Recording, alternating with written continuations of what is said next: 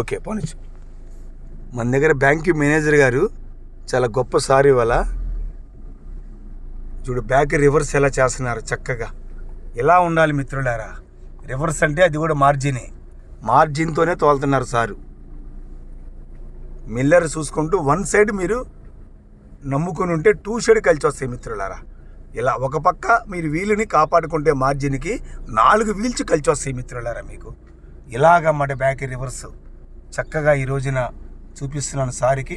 Back reverse one side మీరు maintain చేస్తే 2 side కలిసి వస్తాయి మిత్రులారా. ఓకే